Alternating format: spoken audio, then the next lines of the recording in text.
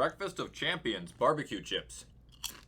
So, does anybody have the new Mario soccer game? It's like Super Strikers Battle League or something. I got it, I played it, it's fun, but it's not a $60 game by any means, and I'm actually kind of mad I paid for it. Literally, it's exhibition, cups, or online. That's it, there's no story, no unlockables really. There's only like 10 total players in the whole game. I don't know, man, I was really disappointed. I know that they're gonna release more, but don't release a game if it's not done. Very fun game, just not worth $60 or even close to it.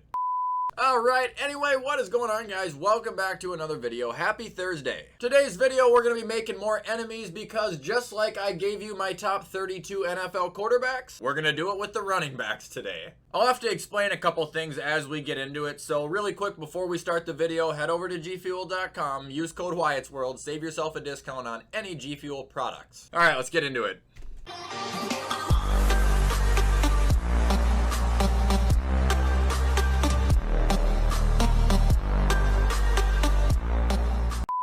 Okay, so here we are. Of course, we're going to do it tier list style because it's the simplest way and I think it's efficient. However, we got 1 through 32, but this list had like 40 players, meaning I had to take 8 of them out. I will go over the 8 I took out now and give you my reasons why. Sorry, it's not 8. I had to take 10 out. The rookies I'm not ranking because we haven't seen them play. Cordero Patterson, he's kind of a receiver and a running back. It's whatever. It's not fair to rank him against other running backs when it's not his primary position. Marlon Mack, he hasn't been healthy in forever. Gus Edwards and Rashad Penny, both great backups, have had injury problems, have had little playing time, and I don't know what's going on with Seattle. Then we got Edmonds, McKissick. They're good, but I just don't think they're top 32 running backs. And last but not least, Chris Carson, because honestly, he might never play again. He has a really bad neck injury. I hope he does play again, but he's missed time too. And let's get started. I'm going to toss Michael Carter at 32. We've seen he can be great. He can be a good receiving back. He can be a good running back. Let the team develop. He's going to develop. Up next, we got number 31.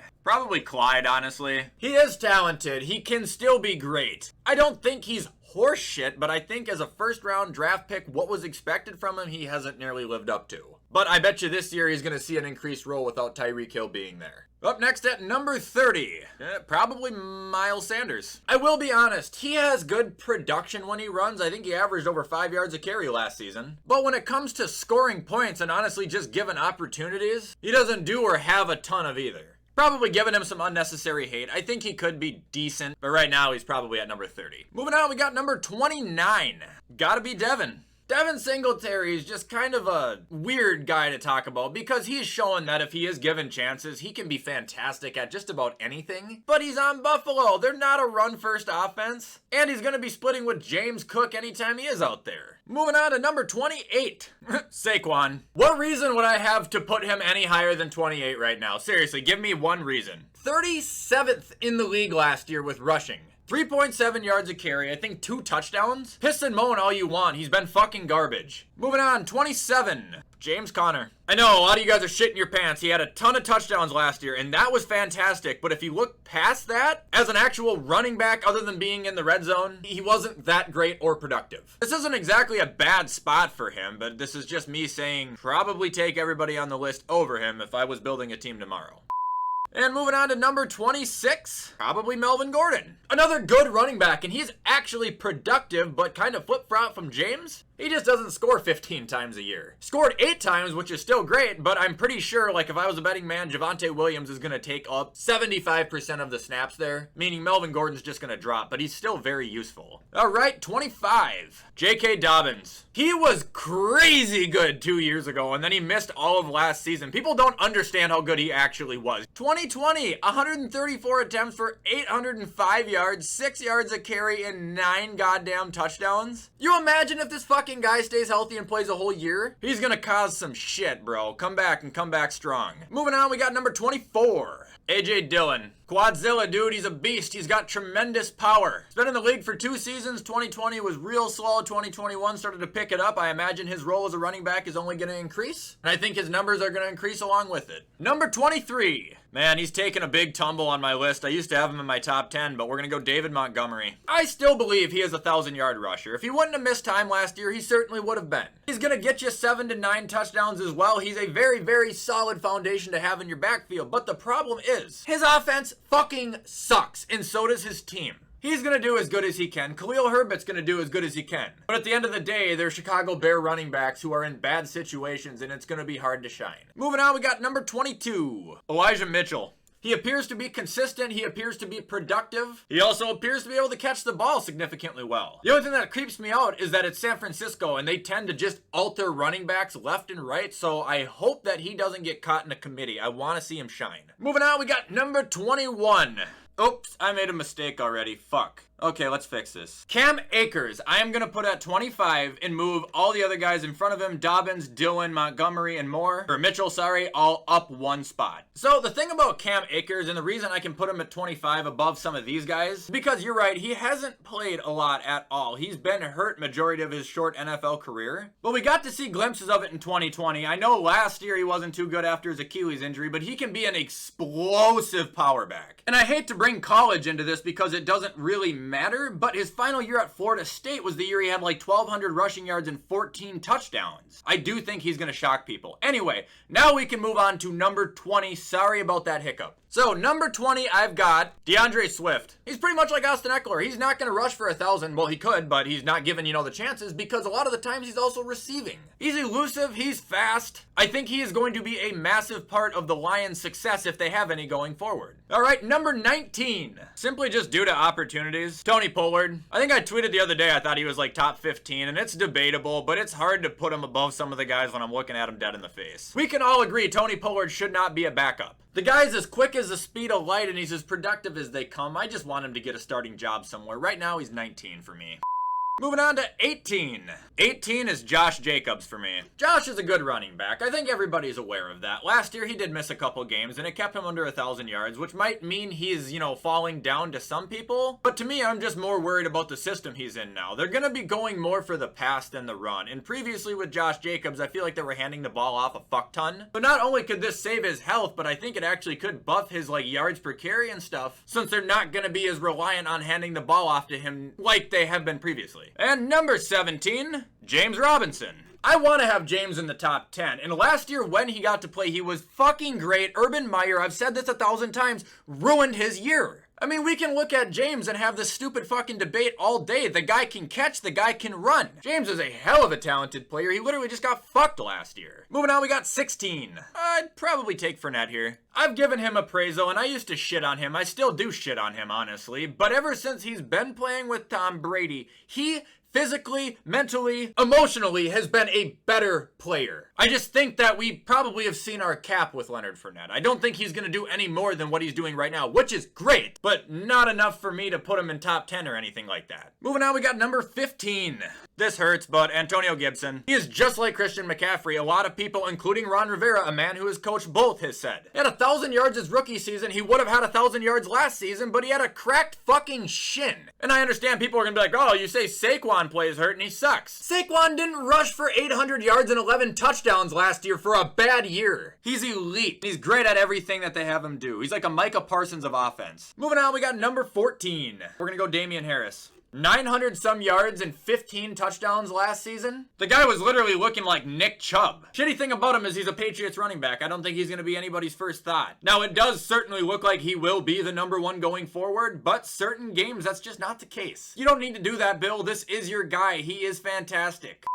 On to number 13, Zeke. He wasn't bad last year, but he's never going to be that Zeke again. Now, if he continues to do what he did last year for another 4, he's probably going to be worth his money. What did he have, 1,000 yards and 10 touchdowns? Who's going to bitch about that? The reason people are hating on Zeke is because he isn't what he was, and that's what they expected, and rightfully so because that's the man they paid. It's not going to happen, but he's still going to get you by. He's 1,000-yard back, and he still has a lot left in him. Up next, number 12, Kareem Hunt. I could realistically continue to put him up all until about 7. People miss the fact that he was one of the most talented guys in football before he made that god-awful mistake. His rookie season, he rushed for 1,300 yards, 8 touchdowns, caught for 400 yards, and 3 touchdowns. Then the next year, before he got in that incident, 800 rushing yards, 7 touchdowns, 378 receiving yards, 7 receiving touchdowns. And then as you can see, his production heavily got cut. Limited opportunities, but his production has never changed. He's always always been fucking great. He would be top 5 if he was starting right now. Moving on, number 11, Javonte Williams. Bowling ball, I've said it about him before. The longer you let him run, the harder he is to tackle. He picks up speed, he picks up momentum. And he can cut like he weighs 150 pounds too. I don't understand how he moves like he does. Running in an offense that's gonna be fluent, we're gonna see easily above a 1,000-yard guy. Moving on, we got number 10. Najee Harris is elite. 1,200 rushing yards and 7 touchdowns behind one of the worst O-lines in football. 74 receptions for 450 yards and 3 touchdowns. I've seen people shit on him and say he looks unimpressive and shit like that. I don't know how that can even be brought into your head. When it comes to offenses that are dysfunctional, the Steelers were probably top 5 in that category last year, but he made it work. Moving on, we got number 9, Aaron Jones. He's still fucking good. AJ Dillon had 187 fucking carries last year. You know how much production that took away from Aaron Jones? Don't be an idiot. Moving on to number 8, McCaffrey. Just talked about him the other day. We don't need to continue to bash him. 2019, he had 15 touchdowns and nearly 1,400 rushing yards. He did that off of 4.8 yards a bump. He was a fucking all-pro that year. Well deserved. Since that, the last 2 seasons combined, under 700 total rushing yards and 6 total touchdowns. That's not acceptable. I can't have him in the top 5. Moving on to number 7.